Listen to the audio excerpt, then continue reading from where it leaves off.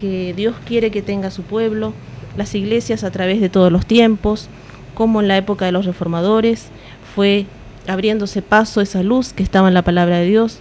Cada uno en su país ha aportado para que las naciones encuentren la verdadera luz en la palabra de Dios. Esa luz que va creciendo a medida que el cristiano abraza esa bendita esperanza.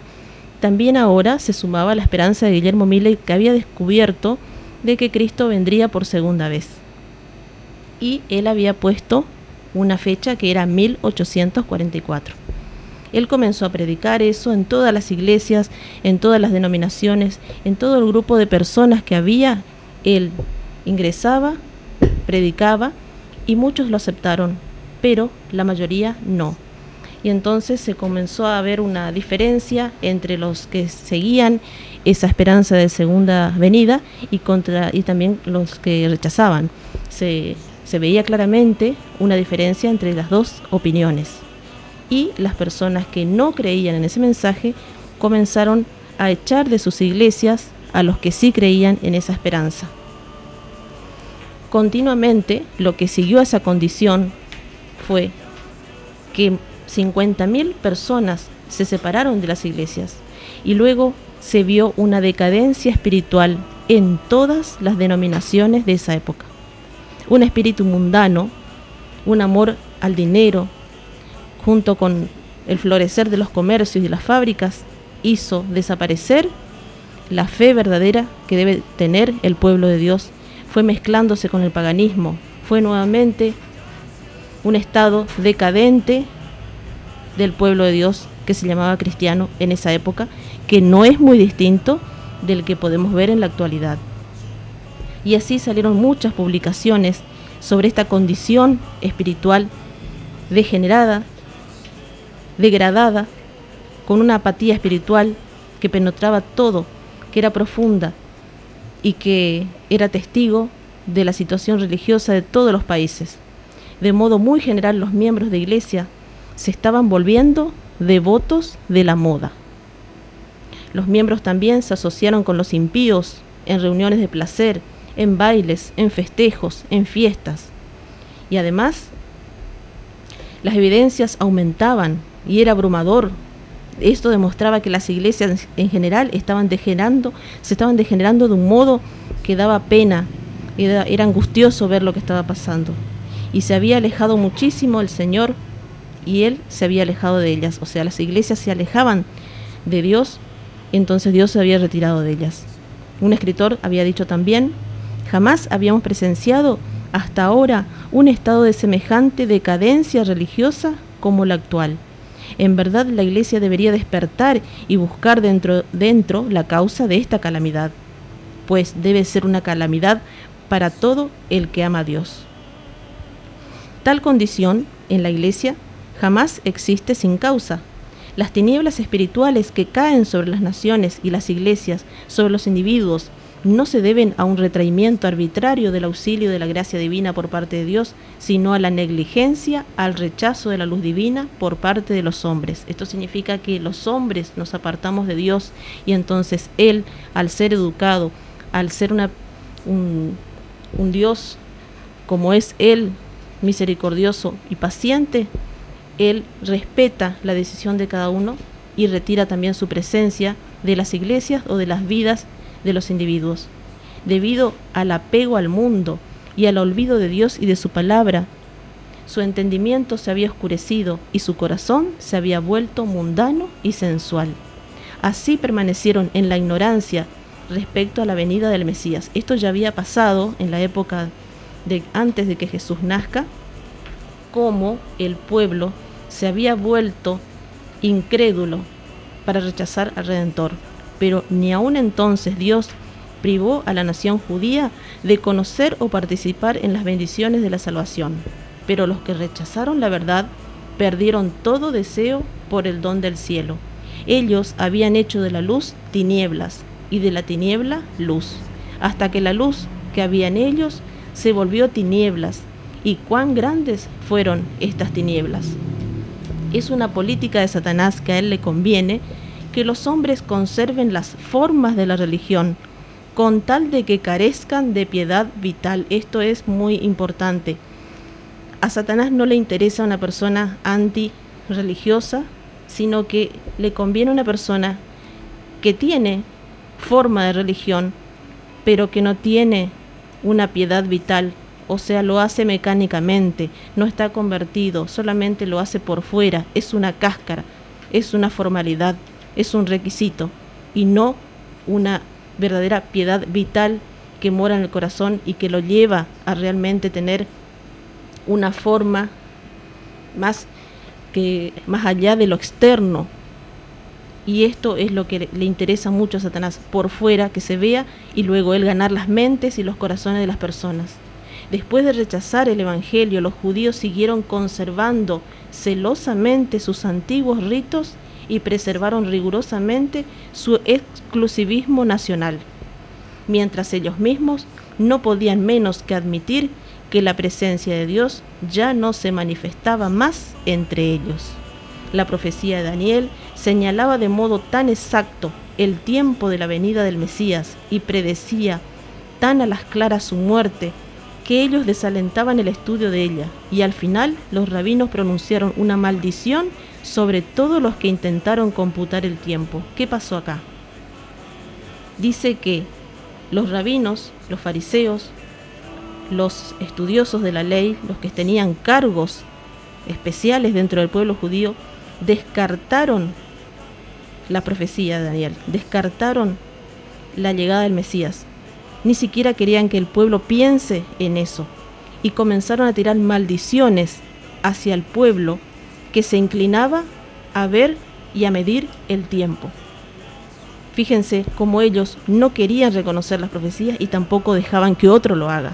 Doble pecado, porque si uno no quiere, bueno, pero déjenlo, que el que quiera investigue, busque, que haga lo que su conciencia le permite. Pero ellos no querían creer en la venida de un Mesías, y tampoco dejaban que los otros crean. Maldecían a los que estaban midiendo los tiempos para tener una idea, los que estaban computando el tiempo para tener una idea de en qué momento llegaría el Mesías. Estaba todo clarito, pero ellos lo rechazaron y así enseñaban a la gente. En su ceguera e impenitencia, por siglos el pueblo de Israel había permanecido indiferente a los ofrecimientos de la salvación gratuita, sin pensar en las bendiciones del Evangelio como una solemne y terrible advertencia del peligro que se corre al rechazar la luz del cielo. Donde quiera que esta causa exista, seguirán los mismos resultados. Quien deliberadamente ahogue sus convicciones del deber porque interfieren con sus inclinaciones, finalmente perderá la facultad de distinguir entre la verdad y el error. El entendimiento se entenebrecerá, o sea, quedará oscuro. La conciencia se insensibilizará, el corazón quedará duro y el alma se separará de Dios. Donde se desprecie y se desdeñe el mensaje de la verdad divina, la Iglesia se verá envuelta en tinieblas, la fe y el amor se enfriarán, y entrarán la desavenencia, la disensión. Los miembros de Iglesia centrarán sus intereses y energías en asuntos mundanos, y los pecadores se endurecerán en su impenitencia. Todo lo que estamos describiendo aquí son situaciones que no debería haber dentro del pueblo de Dios, pero así era la situación en el momento en que Cristo estaba naciendo. Por eso se rechazó la profecía de que era el niñito el que iba a nacer, se descartó, se desvió la mente de las personas hacia las formas huecas de religión, y esto está pasando también ahora, cuando está la profecía de que Cristo va a venir, y la mayoría de las personas dicen paz y seguridad, cuando que tendríamos que estar humillándonos para enfrentarnos a ese día de juicio final que está pronto a caer. Para algunos ese día será de liberación, pero para otros será de condenación. Por eso mejor escudriñar, prepararnos, ver qué nos espera, qué depara la profecía para cada uno de nosotros. ¿Estaremos del lado del trigo o estaremos del lado de la cizaña? ¿Estaremos a la derecha o estaremos a la izquierda? El mensaje del primer ángel de Apocalipsis, ¿recuerdan cuál es el mensaje del primer ángel? El mensaje del primer ángel dice: temed a Dios y dadle gloria. Anuncia la hora del juicio de Dios y exhorta a los hombres a que lo teman y adoren. Este mensaje tenía por objetivo separar al profeso pueblo de Dios de las influencias corruptoras del mundo y despertarlos para que vean su verdadero estado de mundanalidad y apostasía. Con este mensaje del primer ángel era despertar, separar, limpiar, amonestar a este pueblo que en todas las épocas está en esta condición de mundanalidad y apostasía. Vamos a ver por qué. Con este mensaje Dios ha enviado a la iglesia una advertencia que, de ser aceptada, corregiría los males que la tienen apartada de Él. Si ellos recibieran el mensaje del cielo, humillarán su corazón ante el Señor y tratarán sinceramente de prepararse para comparecer ante su presencia. El poder y el Espíritu de Dios se manifestaría entre ellos.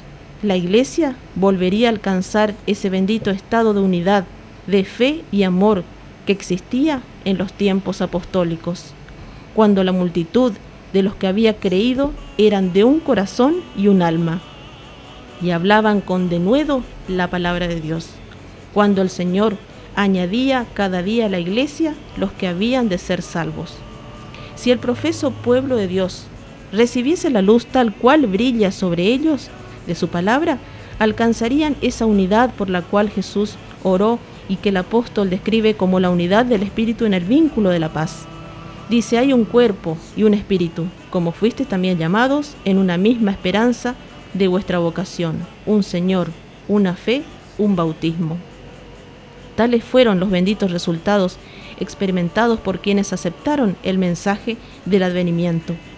Provenían de diferentes denominaciones y sus barreras confesionales fueron arrojados al suelo.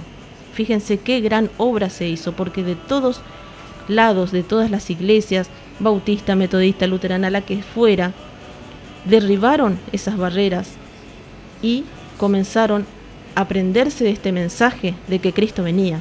Los credos opuestos se hicieron añicos.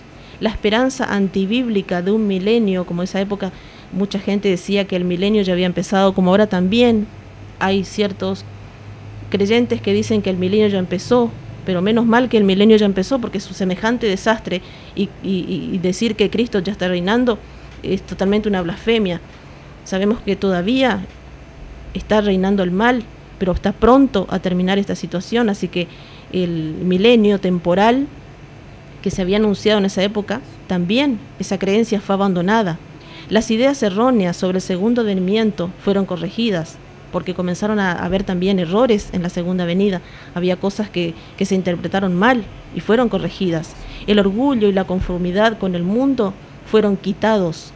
Los daños fueron reparados. Los corazones se unieron en la más dulce comunión y el amor y gozo reinaban supremos. Si esta doctrina hizo esto por los pocos que la recibieron, lo mismo lo haría por todos si todos lo hubiesen aceptado. Fíjense que un poquito de gente fue la que aceptó, y cuán grande fue el cambio, cuán grande fue la obra, el resultado. En sus corazones se unieron, hubo comunión, hubo amor, hubo gozo, se perdonaron unos a otros, se repararon los errores, los daños, y hubo comunión verdadera entre el pueblo. Pero las iglesias en general no aceptaron la advertencia de la segunda venida de Cristo. Estamos hablando de la época de Guillermo Miller, cuando él en la línea profética había dado la fecha de que Cristo vendría en 1844. Sus ministros, que como centinelas a la casa de Israel, debieran haber sido los primeros en discernir, en conocer las señales de la venida de Jesús, habían fracasado en aprender la verdad, ya sea por el testimonio de los profetas o las señales de los tiempos. Como las esperanzas y ambiciones mundanas llenaban su corazón, el amor a Dios y la fe en su palabra se habían enfriado, y cuando se presentó la doctrina del advenimiento, solo despertó su prejuicio e incredulidad. ¿Qué pasó con la mayoría de las iglesias allá por 1844? Ya estaban yendo hacia la incredulidad, hacia la ambición, hacia la esperanza mundana, y entonces, cuando se habló de que Cristo venía, directamente estaban preparados para rechazar el mensaje y no para aceptarlo. ¿Por qué? Porque todos decían creer en Cristo, pero no querían que Cristo venga. ¿Y no será esa nuestra condición ahora? Leemos la Biblia, la estudiamos, la compartimos tal vez, pero cuando nos hablan de que Cristo viene pronto, no queremos que venga todavía, porque todavía somos jóvenes, el que es joven, o porque todavía tiene que criar su hijito, o porque tiene que terminar de estudiar. ¿Qué excusas damos para no predicar el mensaje de que Cristo pronto viene? ¿Estaremos igual que ellos? ¿Estaremos mejor? ¿Estaremos peor? ¿O estamos iguales? Que el mensaje fuera predicado mayormente por laicos se presentaba como un argumento en contra del mensaje. ¿Qué pasó? Como no había casi pastores que predicaban que Cristo venía, el mensaje fue desacreditado. ¿Por qué? Porque solamente lo predicaban los laicos. ¿Qué es un laico? Es una persona que predica, que no tiene un puesto trascendente en la iglesia, que es un obrero, que es una persona humilde, que no tiene renombre. Entonces, como el mensaje fue abrazado por personas humildes, laicas, fue desacreditado, porque el mensaje no era traído por pastores, no eran por personas que habían estudiado, que tenían puestos, que tenían nombre. Como antes, entonces, se oponían al testimonio claro de la palabra de Dios con la pregunta: ¿ha creído en él alguno de los gobernantes o de los fariseos? O sea, comenzaron a decir: ¿quién va a creer en ellos si no son pastores? ¿Vos viste a quién convencieron? Fíjate, no, así desprestigiaron a los mensajeros que el Señor tenía para la verdad en ese momento. Y al ver cuán difícil tarea era refutar los argumentos extraídos de los períodos proféticos, muchos desalentaban el estudio de las profecías, enseñando que los libros proféticos estaban sellados y que no se podían entender. Lo mismo dirán ahora: no, Apocalipsis está lleno de bestias, de cosas que no entendemos, símbolos difíciles, pero sin embargo, Revelaciones, Apocalipsis es un libro que está abierto y que debemos estudiarlo en oración, porque es lo que está por pasar en nuestros días. Multitudes que confiaban implícitamente, o sea, confiaban sí o sí en sus pastores, se negaron a escuchar la advertencia. Haciendo caso a los pastores, multitudes se perdieron.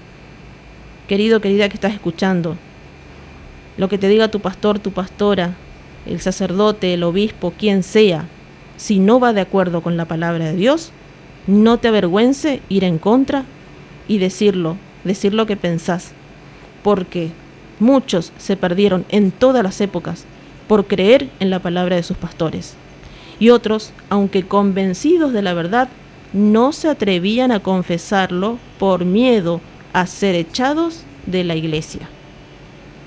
Punto número 1, muchos se perdieron directamente porque creyeron en la mentira de sus pastores, y otro grupo creía en su corazón, pero no lo confesaba porque tenía miedo de que se los eche.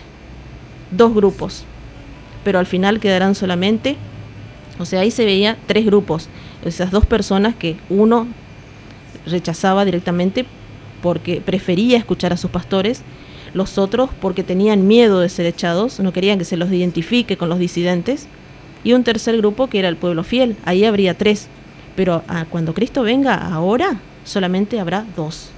El mensaje que Dios había enviado para probar y purificar la iglesia reveló demasiado evidentemente cuán grande era el número de los que habían concentrado sus afectos en este mundo más bien que en Cristo.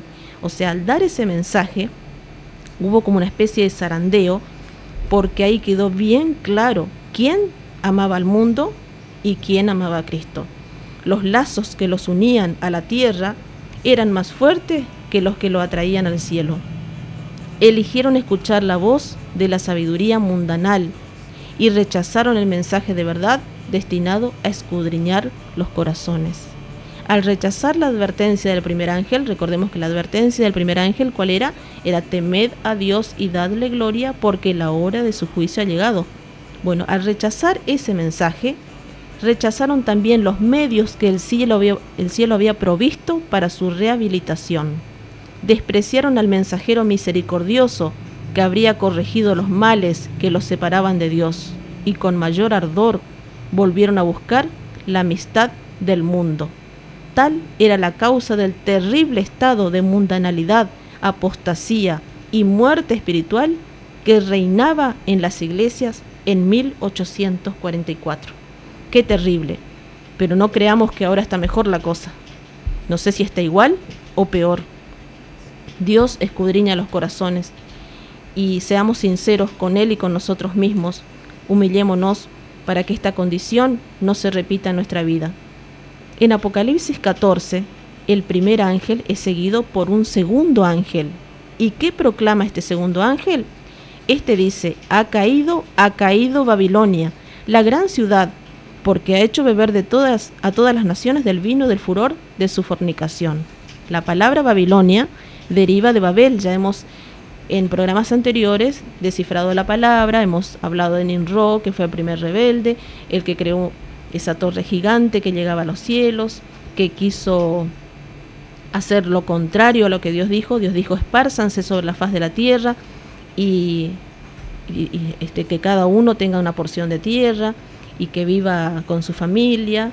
Pero él dijo: no, vivamos todos juntos en una torre. Y ahí estaban mirando la mujer del otro, haciendo cosas que llevaban a la ambición, a la avaricia, a la fornicación, el adulterio. Era toda una cosa terrible.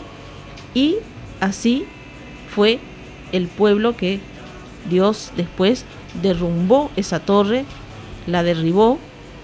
Y bueno, la historia está en Génesis, es larga, pero ahí comienza la palabra Babilonia, de Babel, que significa confusión.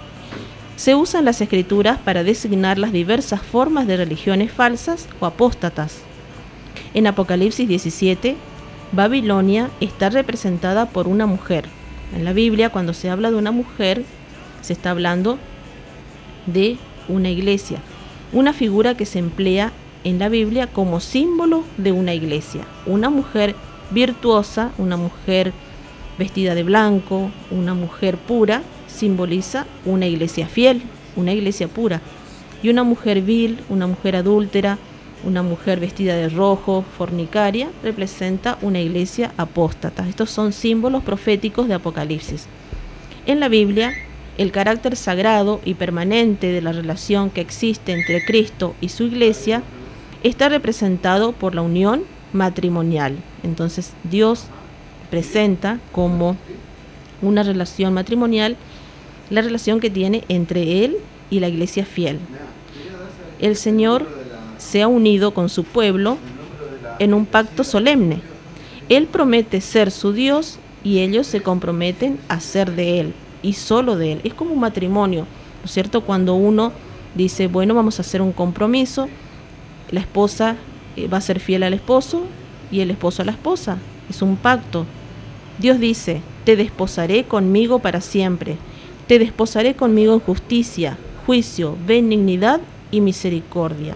Y también dice: yo soy vuestro esposo. Y Pablo emplea la misma figura en el Nuevo Testamento cuando dice: os he desposado con un solo esposo para presentaros como una virgen pura a Cristo. Qué hermoso detalle el que Dios tiene con su pueblo, un esposo que está atento, que es amable, misericordioso, amante de su esposa, y su esposa que debe corresponder a ese amor. Pero vamos a ver qué hizo la esposa de Cristo. La infidelidad de la iglesia hacia Cristo, al dejar que su confianza y afecto se desviaran de Él y al permitir que el amor por las cosas mundanas llenase su alma, es comparada a la violación del voto matrimonial. Cuando estas iglesias quedaron en este estado que decimos, donde reinaba la mundanalidad, la avaricia, toda clase de delitos y pecados, Dios lo toma como una violación. O sea, la esposa rompe ese voto matrimonial y comienzan las infracciones de parte de la esposa. Qué terrible, ¿no? Él lo toma así, Dios lo toma así, como que su esposa rompió ese voto matrimonial. Bajo esta figura está representado el pecado de Israel de apartarse del Señor. El amor maravilloso de Dios que ese pueblo despreció está descrito de modo conmovedor así, y así lo dice en la palabra de Dios. Te di juramento y entré en pacto contigo, dice Jehová el Señor, y fuiste mía. Fuiste hermoseada en extremo, prosperaste hasta llegar a reinar, y salió tu renombre entre las naciones a causa de tu hermosura, porque era perfecta, a causa de mi hermosura que yo puse sobre ti. ¿Qué le dice Dios? Yo soy hermoso, por eso puse mi hermosura en ti. Pero te fuiste haciendo popular, porque tuviste renombre entre las naciones, fuiste hermosa, eras perfecta. ¿Y qué pasó? Confiaste en tu hermosura y te prostituiste a causa de tu renombre. Qué triste, ¿no? En vez de usar toda esa hermosura, todo ese renombre, toda esa perfección para ser fiel a su esposo y honrarlo a él, la esposa, que en este contexto se llama la iglesia que Dios tenía en todos los tiempos, en ese momento, se hallaba en estado de prostitución, dice aquí. Tú, pueblo de Israel, me has sido infiel como una mujer infiel a su esposo, afirmó el Señor. Y dice aún algo peor, mujer adúltera, que en lugar de su marido recibe a ajenos. Y qué triste que lo dice en plural, porque ni siquiera dice tuviste uno ajeno, sino que ajenos en plural. Qué terrible la condición en la que Dios mismo describe a Israel en ese tiempo. Y el Israel de Dios ahora es su pueblo, todo el que recibe a Jesucristo en su corazón y decide también hacer su voluntad expresamente en su palabra santa, pasa a ser linaje escogido, real sacerdocio, nación santa. Así que cada uno de nosotros podemos ser parte de esa iglesia de Dios, pero también, ojo, cómo nos comportamos. ¿Estamos siendo fieles a Él o estamos recibiendo a ajenos, como dice aquí? En el Nuevo Testamento se hace uso de un lenguaje muy parecido para los cristianos profesos que buscan la amistad del mundo por encima del favor de Dios. El apóstol Santiago dice: adúlteros y adúlteras, ¿no sabéis que la amistad del mundo es enemistad con Dios? Aquí Santiago mismo le llama a las personas que quieren dos cosas, ¿no? No se puede servir a dos señores. Amistad con el mundo y amistad con Dios. No existe o lo uno o lo otro. Y entonces Santiago describe adúlteros y adúlteras a estas personas que quieren tener las dos amistades. Cualquiera, pues, que quisiere ser amigo del mundo, se constituye enemigo de Dios. La mujer, Babilonia, de Apocalipsis 17, está descrita como vestida de púrpura y escarlata. Escarlata sabemos que es un color rojo. La púrpura es un color, ¿cómo podría decirles? Entre un morado y un tipo borro vino, medio color vino, no sé, es medio un fucsia oscuro, un color que describe en Apocalipsis cómo va a estar vestida esa mujer ramera, porque así lo dice, tengo que decir la palabra que está, una mujer infiel, ¿no? También está adornada de oro, también de piedras preciosas, y tiene en su mano un cáliz, o sea, una copa de oro, que está llena de abominaciones, es decir, inmundicias de su fornicación, y en su frente un nombre escrito, Misterio, Babilonia, la grande, la madre de las rameras. El profeta dice: vi a aquella mujer borracha, o sea, embriagada, de la sangre de los santos y de la sangre de los mártires de Jesús. Se declara además que Babilonia es esa gran ciudad la cual tiene el imperio sobre los reyes de la tierra, la potencia que por tantos siglos dominó con despotismo sobre los monarcas de la cristiandad, es la ciudad de Roma.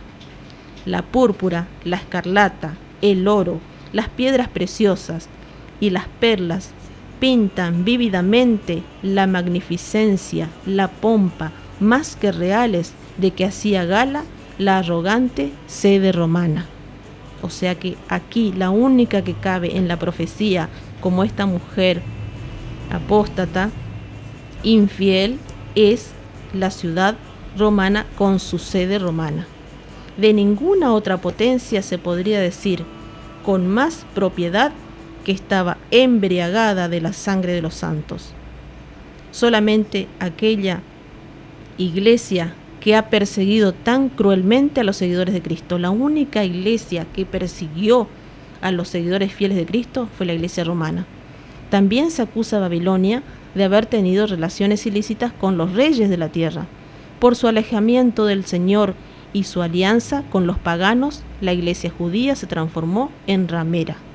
Roma se corrompió de igual manera al buscar el apoyo de los poderes mundanos y por consiguiente recibe la misma condenación. Se dice que Babilonia es madre de las rameras. Sus hijas deben simbolizar las iglesias que adhieren a sus doctrinas y tradiciones y siguen su ejemplo, sacrificando la verdad y la aprobación de Dios para formar una alianza ilícita con el mundo. Así califica Dios a las iglesias que hacen alianzas, usan su nombre de cristiano, pero luego tienen alianzas que van con lazos con el mundo. El mensaje de Apocalipsis 14, que anuncia la caída de Babilonia, debe aplicarse a comunidades religiosas que en un tiempo fueron puras y luego se han corrompido. Así que el nombre de Babilonia se aplica a todas las comunidades religiosas que por un tiempo fueron puras y luego fueron decayendo, se corrompieron. En vista de que este mensaje sigue a la advertencia del juicio, debe ser proclamado en los últimos días. Por tanto, no puede referirse solo a la iglesia romana, pues esta iglesia está en condición caída desde hace muchos siglos. Además, en Apocalipsis 18 se exhorta al pueblo de Dios a salir de Babilonia. Según ese capítulo, muchos del pueblo de Dios deben estar aún en Babilonia. ¿Y en qué comunidades religiosas está actualmente la mayoría de los seguidores de Cristo? Sin duda alguna, en las diversas iglesias que profesan la fe protestante. Al nacer, esas iglesias adoptaron una noble posición por Dios y la verdad, y la bendición divina las acompañó. O sea, cuando estas iglesias protestantes nacieron, Dios acompañó esa reforma, ese apego a la verdad, pero aún el mundo incrédulo se vio obligado a reconocer los resultados benéficos que producía la aceptación de los principios del Evangelio. Se les aplican las palabras del profeta a Israel: salió tu renombre entre las naciones, en atención a tu hermosura, la cual era perfecta a causa de tus adornos, porque yo había puesto sobre ti, dice Jehová el Señor. Pero esas iglesias cayeron víctimas del mismo deseo que causó la maldición y la ruina de Israel. ¿El deseo de qué? De imitar, de copiar las prácticas de los impíos y procurar su amistad con el mundo. Ese siempre fue y va a ser el error del pueblo de Dios: querer acomodarse a los tiempos, a las circunstancias, querer ser igual que los madianitas, querer ser igual que los cananeos, querer ser igual que los romanos, que los griegos, que los babilonios, que los fenicios, que los sidonios. Siempre ese fue el pecado del pueblo de Dios: parecerse, acomodarse, no ser distinto, cuando Dios dice que debemos ser distintos. Es más, si uno es distinto por causa del nombre de Cristo, a buena hora, porque la amistad con el mundo constituye ser enemigo de Dios, pero esto es algo que el pueblo de Dios no entiende, y aún en la actualidad muchas iglesias, aún las que tienen la verdad presente, están acomodándose a las demás porque no quieren ser mal vistas como sectas, no quiere que se hable mal de ellas, quieren que se les dé un lugar. El ecumenismo está en todo esto que estamos diciendo. Y ustedes van a ver muy pronto como todas las iglesias se unen bajo un líder, bajo Francisco, y solo un pueblito remanente, solo una pequeña porción de la humanidad va a querer hacer la voluntad de Dios, pese y pase lo que pase, aún con la vida. Esto también tiene relación, ¿no es cierto?, con lo que es la idolatría. En el mundo en el cual estamos viviendo, ¿no es cierto?, ese pequeño residuo que va a quedar, que realmente va a tener la verdadera piedad que se necesita para este tiempo, porque esos verdaderos seguidores, ese puñadito que va a quedar, ¿no es cierto?, de creyente cristiano, van a reflejar a Cristo, nada más y nada menos, porque para vivir una vida de piedad, vivir una vida de consagración, vivir una vida de realmente de amor por Cristo, debemos hacer morir el yo, y el orgullo tiene que quedar de lado. Eso es la lucha que nosotros tenemos como cristianos, es la mayor lucha que hay. Hay innumerables, ¿no es cierto?, iglesias, cristianos por donde uno mire, pero nadie quiere hacer la voluntad de Dios. Que cuando Cristo, dice esta misma escritora, nunca hizo nada cuando estuvo en esta tierra sin consultar a Dios. El Rey de Reyes dice que cada día iba a los pies de Cristo para consultar cuál era su voluntad para ese día. Pero nosotros somos tan llenos de orgullo, ¿no es cierto?, y nuestro yo aflora por la piel y los poros, que aún abriendo la palabra de Dios, aún predicando el Evangelio, queremos imponer nuestra propia opinión, ¿no es cierto? Que cuando vamos a la Biblia, ya la Biblia tiene su opinión, Dios tiene su opinión, nosotros simplemente tenemos que transmitirla, no somos nada ni nadie para venir a interpretar la Biblia como queremos. Por eso que hay tantas iglesias hoy. En realidad, la única iglesia que debería haber es la de Cristo. Pero el hombre se ha puesto a querer interpretar la Biblia, a estudiarla. El hombre cristiano, ¿no es cierto?, nosotros queremos poner nuestra palabra por encima de la autoridad de Dios. Y eso no es así, no vamos a heredar el reino de los cielos mientras seamos orgullosos. Porque si no aceptamos a veces el consejo de un amigo, menos vamos a aceptar el consejo de Dios. Y muchas veces confundimos, ¿no es cierto?, cuando alguien con sinceridad se instala una amistad y viene alguien y nos dice algo, ya me está criticando. Y es tal vez un consejo sano y productivo, nada más. Entonces, lo mismo podemos pensar que la Biblia nos critica y simplemente la Biblia nos lleva al arrepentimiento, porque a Pedro le dijeron, bueno, ¿qué haremos entonces? Y Pedro le dijo, varones judíos, arrepiéntanse y conviértanse, bautizándose en el nombre de Cristo. Hay muchas personas que están convencidas hoy del Evangelio, de la profecía, de los tres mensajes de los tres ángeles. Se sabe la Biblia de tapa a tapa, se la dan vuelta como quieren, pero convertidos, muy poquitos. Contados con la mano de los dedos y aún sobra dedos. Porque la Biblia dice, en Oseas el capítulo 6, 5:15, y después capítulo 6 dice, volveré luego, dice Jehová, a mi lugar, hasta que reconozcan y por Israel su pecado, y busquen mi rostro. En medio de su angustia me buscarán. Pero debe haber un arrepentimiento genuino, debe haber una búsqueda de corazón. En este último tiempo van a haber simplemente dos bandos. Porque ir a Cristo significa que yo tengo que hacer la voluntad de Dios, y cuando yo hago la voluntad de Cristo, de Dios, tiene que morir el yo y reinar Cristo.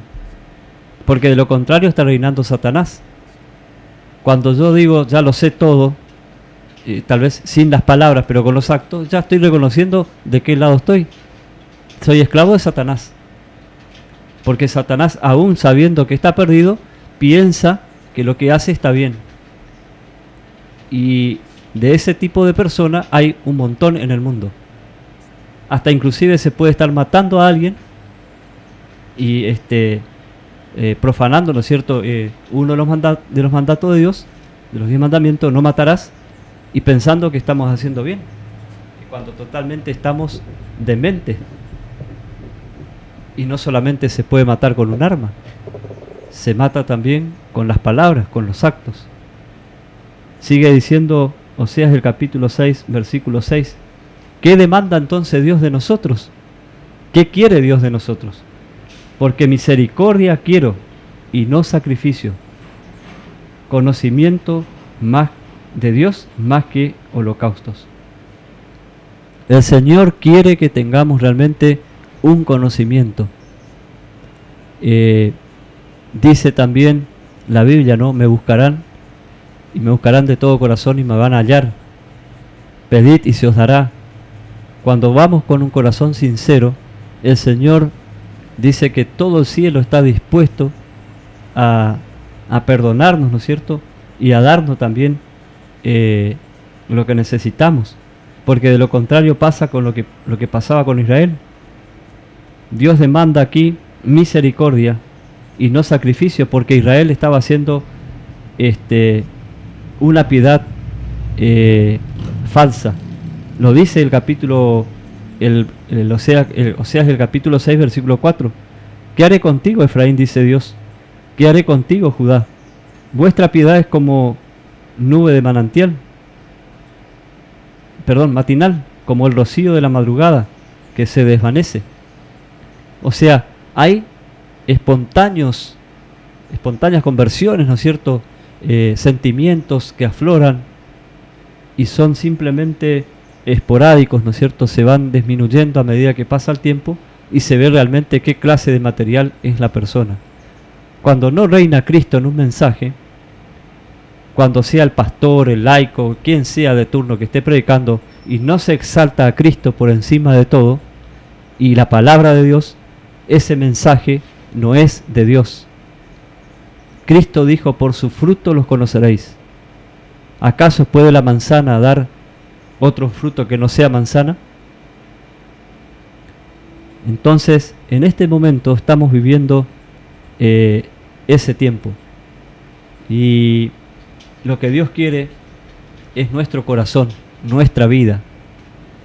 Cristo, el Rey soberano del universo, reitero, iba todos los días a Dios a la mañana, a consultar en la madrugada, a consultar a Dios, a su Padre, cuál era la voluntad del Padre para ese día. Y en Génesis, el capítulo 4, vemos dos formas de adoración a Dios. Una que es verdadera y otra que es falsa. Una que es de un corazón sincero, arrepentido, de un corazón humilde y manso, y de otro corazón que es egoísta, que quiere hacer lo que se le antoja, y así también le fue. Dice el capítulo 4 del Génesis: conoció a Adán a su mujer Eva, la cual concibió, era la primera pareja, ¿no es cierto?, en este mundo, y dio a luz a Caín, y dijo: por la voluntad de Jehová he adquirido un varón. Después dio a luz a su hermano Abel. Fue Abel pastor de ovejas y Caín labrador de la tierra. Entonces acá viene el incidente. Pasando un tiempo, Caín trajo del fruto de la tierra una ofrenda a Jehová. Y Abel trajo también de los primogénitos de sus ovejas y de la grasa de ellas. Y miró Jehová con agrado a Abel y a su ofrenda, pero no miró con agrado a Caín ni a su ofrenda, por lo cual Caín se enojó en gran manera y decayó su semblante. Entonces Jehová dijo a Caín: ¿por qué te has enojado y por qué has caído tu semblante? Y la pregunta que me hago: ¿tenía Dios culpa de que Caín se haya enojado? ¿Acaso no era lo que demandaba Dios una oveja? ¿Era acaso frutas y hortalizas, ¿no es cierto?, que trajera? No. Por eso el mundo está como está, porque el Señor dice: el séptimo día, sábado, es el día de reposo. No, yo creo el domingo, porque lo dijo allá el Papa. No tendrás dioses ajenos delante de mí. No, yo me hago la imagen. A mí me parece así. Muchas veces uno escucha, ¿no es cierto?, a las personas decir lo siguiente, ¿no? Acá el que manda en el hogar soy yo y Dios no tiene nada que ver ni que hacer acá en mi hogar, porque el que trae el pan de cada día soy yo. Pobres miserables que somos.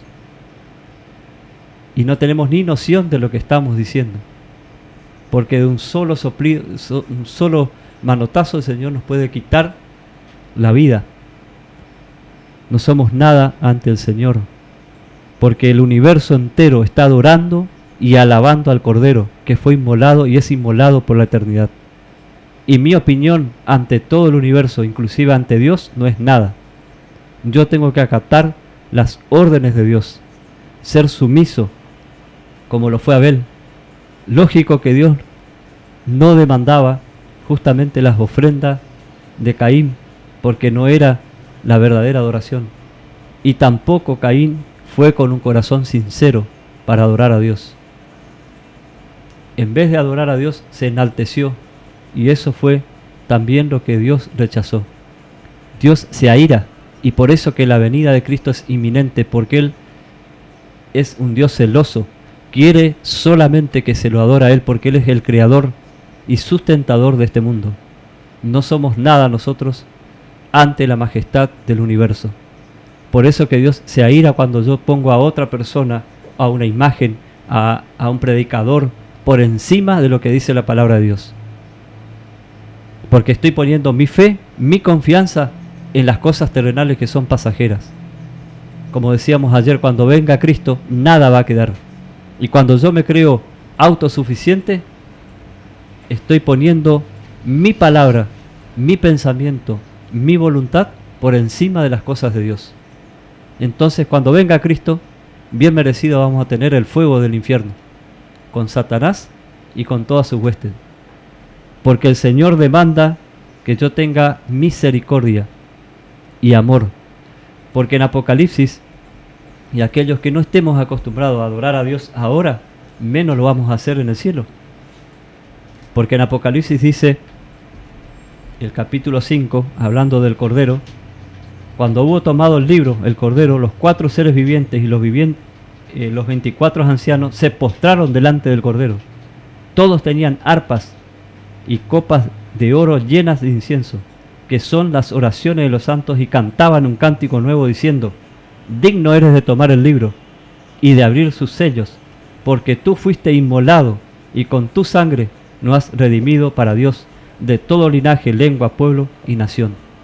Y acá entramos todos, queridos hermanos, porque no es solamente adorar al Gaucho Gil. Yo puedo ser un cristiano y decir, estar denunciando a personas que tal vez son sinceras y que hoy están adorando al Gaucho Gil, pero mi adoración puede ser la televisión, mi familia, mi ego y mi yo, y el dinero también. Porque lamentablemente hay falsos pastores que se hacen poderosos, ¿no es cierto?, con el dinero de aquellas personas que son sinceras. El Señor es Rey del universo. Él puede darnos todo lo que necesitamos. Simplemente tenemos que ir a Cristo. Como esa mujer, ¿no es cierto?, con problema de flujo, que decía, con simplemente tocar su manto, estoy segura que me iba a sanar. Y fue así porque Cristo dijo: salió poder de mí. Él tiene poder para darnos la vida eterna, y tiene el poder para vencer en nuestras debilidades, y tiene el poder para subyugar el yo, el orgullo, y tal vez, como se dice vulgarmente, ¿no?, bajar los humos, y de una vez por todas buscar a Dios de corazón, ¿no es cierto?, y dejar los ídolos de lado. Así es un proceso. Cuando Cristo ocupa el centro de nuestra vida, Él llega a ser todo para nosotros, y eso queda claramente cuando uno siente que realmente está convertido, o sea, siente que quiere hacer la voluntad de Dios. Para eso está su palabra, más allá de las formas de la religión, porque una cosa es la forma externa y otra cosa es la devoción que uno internamente tiene con Dios, y eso ya es un trabajo personal. Ninguno se va a salvar por la comunión que tiene el otro con Dios. Es cada uno, es un trabajito personal. Before the existence of a Protestant, by virtue of her divine mission, changed the day from Saturday to Sunday. Answer: we observe Sunday instead of Saturday because the Catholic Church in the Council of Laodicea, AD 336, transferred the solemnity from Saturday to Sunday.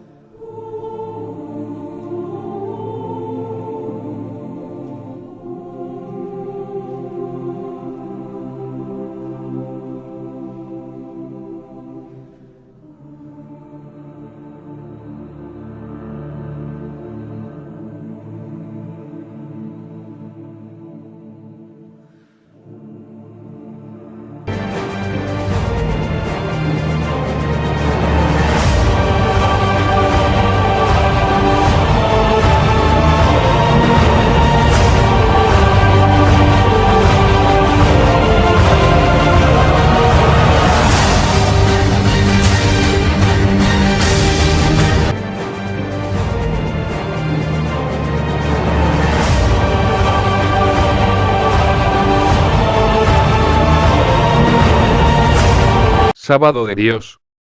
Sábado bendito, sábado santificado por Dios. Domingo del Anticristo. Domingo del nuevo orden mundial.